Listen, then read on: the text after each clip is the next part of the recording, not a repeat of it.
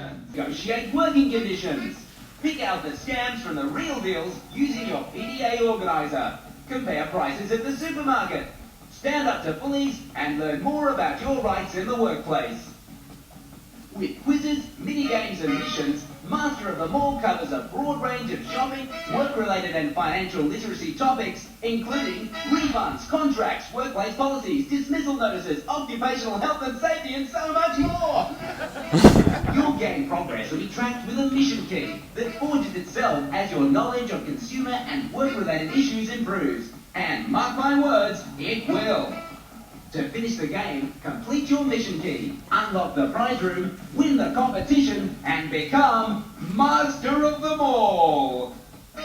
The game is accompanied by a teacher's manual filled with a variety of activities dealing with consumer and employment topics from the Years 7 to 10 Commerce syllabus, as well as a glossary and links to useful websites. To play the game, just visit moneystuff.net.au and follow the prompts. Become a contestant and find out if you have what it takes to be the Master of them All. The game and related teaching manual have been developed by the fine people at Fair Trading in partnership. Yeah, just look at the game. Let's switch back to the PowerPoint.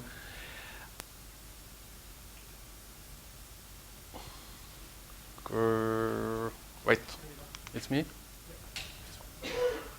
There we go. So, Master of them All, it's a role-playing game. It's played in a classroom, played as homework for kids, 12 to 15, commerce class. It's 12 months of production. There was a lot of concept development, working with the government agency. When the product came to us, the Office of Fair Trading had done fantastic research. They had done all that would be expected in terms of background, and they had established learning objective, KPIs. Each of the topics that are listed here, and actually the list was 2 or 3 times that long, came with like a 5-page description. They had written script, profile, everything that you could expect. So we were actually very excited. It's like we were not going to have to learn any of this stuff to actually be able to build a game about it. And so we started in concept development and started working with that, and came up with a lot of concepts which we had developed to match the content they had provided us with, which was probably our first mistake.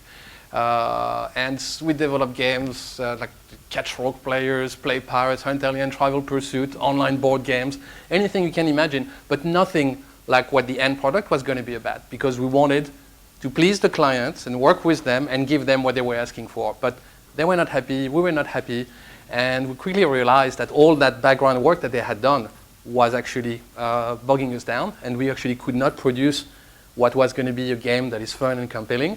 So we actually went back to research stage, and every document that we had to receive to back all those learning objectives that they wanted to have, we had that shrunk down to 3 lines, down to the core point. What do you want the kids to learn? Don't tell us how to tell a story, don't tell us how to make a game, tell us what you want to get across. And that's how we actually started to get some serious progress. So we settled for game mechanic first. We went for RPG. RPG is fantastic because every kid has played an RPG at some point. They don't need to be taught how to play an RPG. Most of them had been on Warcraft. When we did our playtesting, that was the best experience of my life, or my life as a game designer. My wife's not here. Because they actually started playing, and there was no question whatsoever. And I sat for 45 minutes behind them before the first question actually arose. So we used mechanics that they were familiar with. We used visual representations, which I'll show you later, which actually made sense. Like nothing had to be explained, which is extremely important when you want kids to learn something. The content is boring. It's those commerce topics, and there's nothing exciting about learning how to be a worker, learning how to be a shopper. But we really packaged all that into a narrative that is light and fun. Narrative is delivered by that spruker that gets the kids to visit the shopping mall, and they find themselves trapped into it. And in order to get out of the shopping mall, they need to complete all the quests that are being pushed towards them. And the quests, of course, are driven by those learning objectives. I just said that. Okay. So narrative, when you start working with RPGs, is extremely important and also extremely challenging, because once you start developing those multiple narrative with multiple branches, this is where, well, my writer will call that mindfuck. And it's actually particularly challenging to build a narrative that makes sense, that integrates within the context, and that the kids will follow through. And I'll show you how we dealt with that. And we built systems that allow to deliver the narrative through some form of content management system, so you can actually write up your narrative, plug it into the system, attach it to various screens, and the whole thing plays. It's really nice. Let me just skip to the pictures. Okay. The game starts by allowing the kids to pick their own avatar, either boy or girl. Boy here, girl there. And this number is very interesting. This is the one restriction that they had put on us. They said, we don't want the kids to spend too much time picking an avatar. So they actually gave them 1 minute to create the avatar, and they were kicked into the game immediately after that. Otherwise, we actually had a lot of freedom. That's, get a bit of, I'm going to see so I can see what's there. So that's pretty much the game screen. And let me explain what you're seeing here. So here you have your traditional exclamation mark, means that there is a mission for you to go and pick up. You go click on the guy, a pop-up is going to come up. This key here, it's a bit of a rip-off of Kingdom Hearts. I'm not sure if any of you have played that, where you have the hero that travels the world with that sword, which is a giant key. My son was playing that at the time. I thought it was so cool. I got to put it in. And there are two sides to this key. One of and these are 2 meters that actually measure your progress within the game. On the left side, there's your progress as a worker. On the right side, your progress as a shopper. And the quest that they have to achieve are split between those two. So you need to do the right balance of each in order to go and get your key filled up. And that's the key that gets you out because you're trapped inside. Once you pick up the mission, you got the description of what's happening here. In this case, it's a collectible quest. You need to go and circulate and explore the shopping mall and pick up stuff that was lost there. And the items that are lost, you can consult them, you can read them, and those items contain the content that we want the kids to learn. So they got to hunt for them and they got to read what it is, and later on we have some quiz mechanics that allow to actually assess what they've learned or not. So this is those collectible items. You pick that up, it goes and gets docked itself into a backpack. Once you completed the mission, you go back to that guy, the exclamation mark again. Everybody knows when that has played an RPG game knows what question mark is, which is you complete the quest, come and click on me. Here's the completion of the quest, and here's the reward you get. Some cash that you can spend towards the shopper's quest inside that world, and you get a score which is going to fill up your key up there. So we completed the quest, we get plus 10 worker points, which have just started to fill just at the bottom of that key, the purple stuff. That's one of the first quests, and we award immediately the player with a mobile phone. Usage of mobile phone is something that Office of Fair Trading wanted to get the kids to learn about. That's one of the key problem with kids. They just get a phone and they call and as much as they want, and they pay the bills later, and they don't know what they're getting themselves into. So we built some mechanics for them to learn about what it costs to use a phone. Now we had that phone on that previous page. Now they need to go and get the phone connected. The reward of the previous quest was actually to get that phone. So once you get that phone, you go and walk yourself to the phone stores. And when there's a character that wants to interact with you that is neither a quest start or a quest closing, there is a text bubble. And that text bubble means come and talk to me. Welcome. And so 2 slides. And in that particular context, the way you solve that mission is by playing a mini-game. We have about 15 mini-games throughout the overall adventure. In that case, and the mini-games are delivered by guys that are dressed in black, and we call them the Oddies, and they are the guys that manage the security in that shopping center. The icon here represents minigame. When the icon is solid, you can go and play it. In this case, the minigame is quiz driven. What does it cost to? How many SMS can you send? Blah blah blah. So, correct answer. Eventually, you get the game right.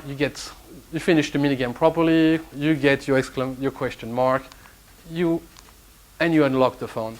Now, something that came out through playtesting, and I've put it there, is that when we were unlocking the phone, kids were not actually realizing they could interact with that it was actually used as a text dump of everything they were doing in the game, and they could actually scroll back to it if they had lost sense of where they were and the type of mission that they were completing. So we popped this thing back up, giant mission, go and click on me. Moving on, another type of quest that we placed in there, which was about assessing what they had learned throughout the game, which was delivered through some quizzes. Every store pretty much has one of those machines, which we call the quiz bots. When there's a queue, there's a question. You click on it, and you get your questions, which you do answer after reading. And if it's correct, you get a reinforcement of what you've learned. Illegal signs are such as no refund, and so on and so forth. Now, all these correspond to their learning objective. The learning objective gets docked into this unit here, which keeps track of all the quests they either have to complete or they have completed. And the teachers in the classroom actually work with the kid at revising and explaining what those topics are about. Throughout the shopping mall, we attach quests to a whole bunch of various items, as you've seen, to characters, to quiz machines, or to bulletin boards. And all this was controlled through an external system. You just punch in the coordinate, attach a quest to this point. Here's where it triggers. Here's the hierarchy between the whole bunch of quests that you have to solve. Let me show you a little bit about the micro game that we've placed in there. And the micro game we've built, we call them micro because they're meant to be solved in 1 to 2 minutes time. It's like we didn't want the kids to go and bury themselves in the game, but they were a bit of a relief and a little bit of fun after they had actually read the content and absorbed it and answered all that in 5 minutes. So this is barista game where this is like a sushi train where when you get your coffee, you click on coffee when it's green. The cup gets, when the cup gets under the right dispenser, you click on the button. If you get it right, you're right. If you don't, well, you have to do it again. Similar mechanics which we attach to quests or to missions where the kids had to go and work at the hairdresser for their traineeship, and just lots of little games. So it's, as you can see with the simple design and simple mechanics, it's like they are games that are meant to be played quickly and fun and to create some relief. And balancing act. So this is almost my closing slide. When you design games for learning, it is a balancing exercise. It's got to be fun. You can't make it too much fun. You got to keep your sight on what it is that you're trying to achieve and make sure that you do get there. The fun and humor is great. That makes such a difference. It's if you get the kids to laugh in the first place, that's it. You've almost won. For us, it was actually easy because it's commerce class. Our competition was the textbook, and that was really an easy win. Where to from here? We've developed a platform that can deliver text-heavy, not necessarily fun content that can really lighten up the whole experience. Everything we've built can be reskinned. Everything we built is content managed, so you don't need a programmer to go and edit, to create the quests, to change them, and to do all that's in there. The game is there if you're curious. That's the link. My email address was on the first slide. It's Stephane. Stephane will tell you how to spell that. At wasabidigital.com.au. Contact me if you want to, if you need access to that, if you have any question. There's a few minutes. I'll take questions. Thanks, Stephane. Thank you. Question here. Yeah.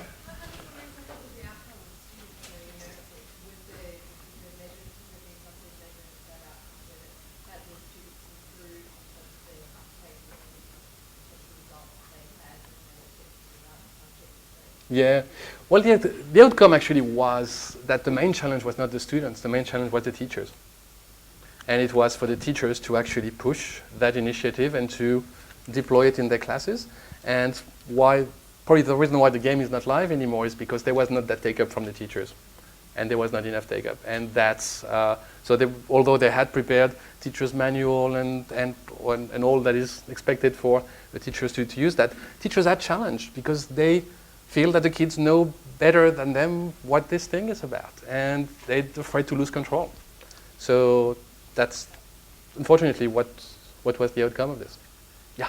Just to extend that question though, did you conduct robust trials that showed that people who learned through playing the game had a better outcome than those tested on the material who didn't play the game? Yeah. In this context, we were builders when the project was really driven by Office of Fair Trading. So they actually were the one that were running all those trials. I mean, we were running the trials from a game perspective and from the solidity and reliability of the game, and we're part of all those tests. But there was a whole layer of it which we were not part of.